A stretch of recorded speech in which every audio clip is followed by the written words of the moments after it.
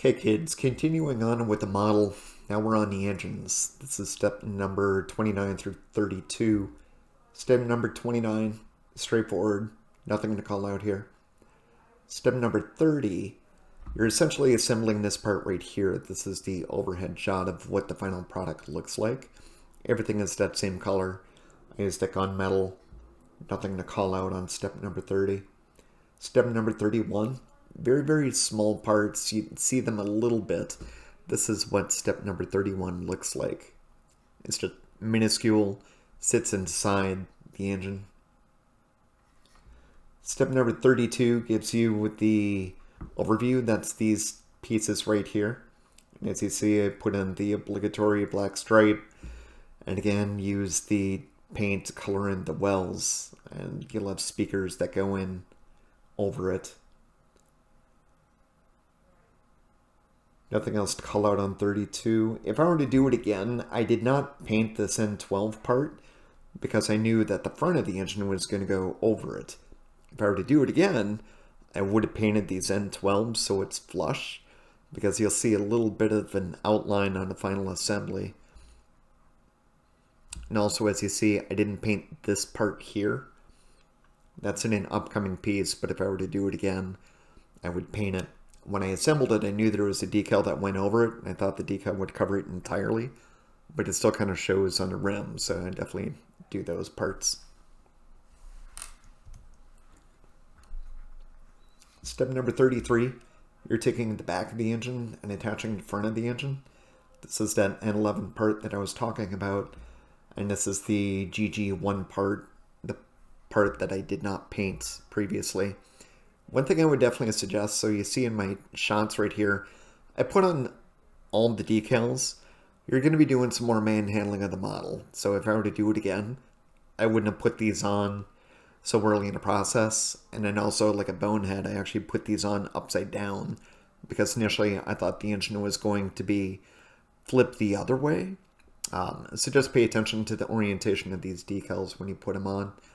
And of course, with all the little danger emblems that you see, the decals, this is where I used that micro set and the micro sole, which I had spoken about back on the supplies slide. Overall, straightforward. These speaker assemblies to go in very well. This is what it looks like overall. I went with the Prometheus option here, just because that's what was reflected in the instructions, but you have other options too, like SDF1.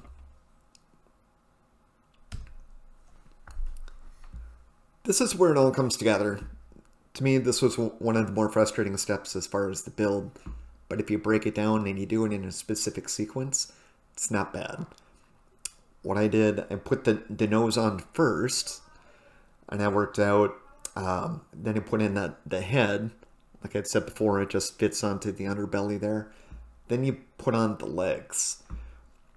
There's a little bracket or notch, and they slide in right here. So you put the legs on one at a time, slide it in until you get a nice firm connection. One of the biggest flaws of the build that I found was this part right here, this GB9 and GB10. And you see them pictured right here. Again, you want to put the legs in first. Don't do it like this because you'll never get the legs in because there is a lot of space.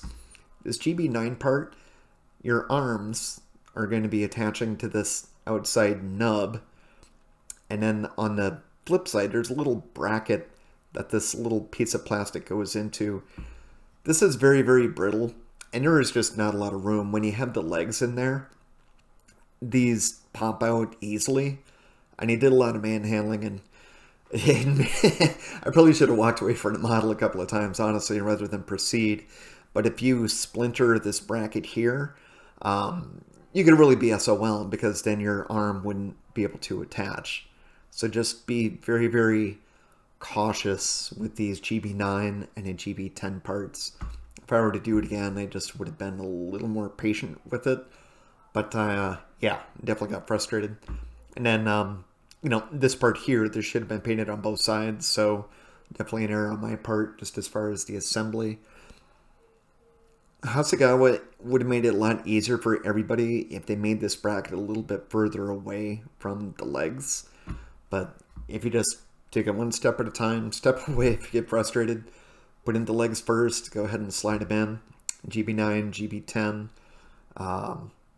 Yeah, the rest of it went very well. This part number 8 just goes onto this little nub, and then you're attaching the engines. Attaching the engines was super easy. Attaching this part was really easy. And the arms were pretty good. So for me, the biggest challenge was just GB9 and GB10. Then at that point, you could really go ahead and start putting on some decals. Here's the stand. Not much to call out. Very easy. I didn't find its stand to be super reliable. It seemed a little weak to me. I did use a bit of glue just to firm it up, but this is what the stand looks like, and it just fits into the back of the Valkyrie. Here's a couple of shots. This is what mine look like, and again, one of the biggest frustrations for me was just the decals. I just found them to be really weak. So what he did is I put the decals on first and then mounted it. But then when he did that, the decal basically came off my hand. So that's why it looks a little schlocky there. But this is what the final product should look like overall.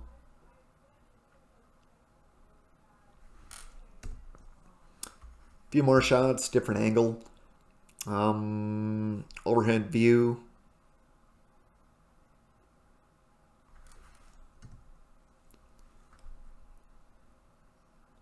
Last slide with some shots just as far as how mine turned out. Great model, a lot of detail.